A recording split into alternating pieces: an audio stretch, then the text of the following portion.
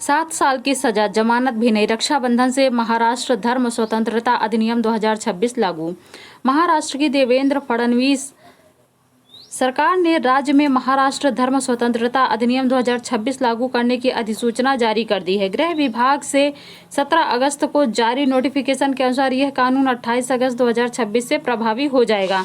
राज्य सरकार ने अधिनियम की धारा 1(2) के तहत अधिकारों का प्रयोग करते हुए इसके लागू होने की तारीख निर्धारित की है।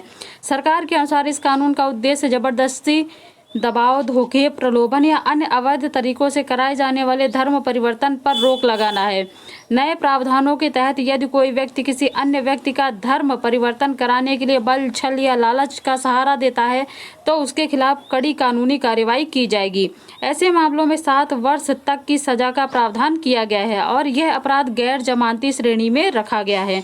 धर्म परिवर्तन के लिए 60 दिन पहले सूचना देना जरूरी। कानून में यह भी प्रावधान किया गया है कि यदि कोई व्यक्ति अपनी इच्छा से धर्म परिवर्तन करना चाहता है तो उसे निर्धारित प्राधिकारी के समक्ष 60 दिन पहले आवेदन देना होगा। इसके बाद नियमानुसार प्रक्रिया पूरी की जाएगी।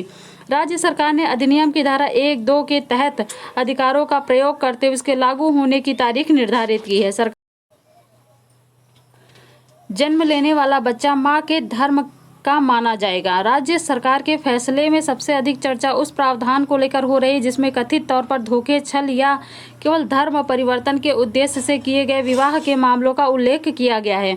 ऐसे मामलों में विवाह की वैधता और उससे जुड़े कानूनी प्रभावों पर विशेष प्रावधान रखे गए हैं।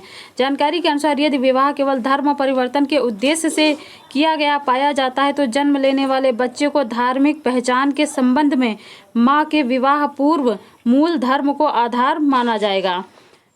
संजय निरुपम ने जताई खुशी। शिवसेना नेता संजय निरुपम ने कानून का समर्थन करते हुए कहा कि इसका मुख्य उद्देश्य जबरदस्ती, दबाव और लालच के जरिए होने वाले धर्म परिवर्तन को रोकना है। यह कानून रक्षाबंधन के दिन लागू होने जा रहा है और महिलाओं की सुरक्षा को ध्यान में रखकर तैयार किया गया है।